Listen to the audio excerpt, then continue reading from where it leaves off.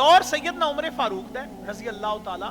عنہ اور آپ نے دینے ہیں وظیفے سارے وظیفے دیندے گئے جدو واری آئی نا حضرت امام حسن دی تے امام حسین دی آپ نے انہاں دو واسطیاں نو ڈبل وظیفے دیتے سارے بڑے حیران پتر نے آ کے شکوا کیتا باپ اگے ابا جی اے کی ہویا میں تہاڈا پتر میں حضور علیہ الصلوۃ والسلام دی بارگاہ وچ بھی پیش ہوندا تلواراں اٹھا کے حضور دے اگے اگے بھی ٹردا ساڈے واسطے وظیفہ تھوڑا اور حسن و حسین واسطے اتنا وظیفہ ساڈے تو بھی دگنا حسن و حسین تے اولے بچے آ جے اسی تلواراں لے کے حضور دے اگے ٹردے آ تے ابا جی ساڈے نال زیادتی نہیں اور نال اپنیاں خدمات بھی گنائیاں کہ میریاں اے خدمات نے دین واسطے میں خدمت کیتی ہے دین دی ہن حضرت سیدنا عمر فاروق دا جواب سنو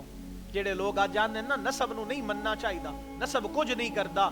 ہن اساں تے نسب نو منن دا ول صحابہ تو سکھیا ہے نسب نو کہیں تسلیم کرنا ہے سیدنا عمر فاروق رضی اللہ تعالی عنہ خلیفہ دوم آپ نے نا بڑے تحمل نال جواب عنایت فرمایا آپ فرمایا اے عبداللہ ان وچ پریشان ہونے والی گل نہیں وظیفہ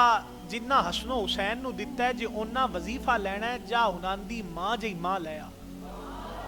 انہاں دے باپ جا باپ لیا انہاں دے نانے جا نانا لیا انہاں دی نانی جی نانی لیا تے جے انہاں دی ماں جی ماں نہیں نہ لیا سکدا انہاں دے نانے جا نانا مقابلے چ نہیں لیا سکدا تے پھر قبول کر جو انہاں دتا انہاں دا حق جو تینوں دتا او تیرا حق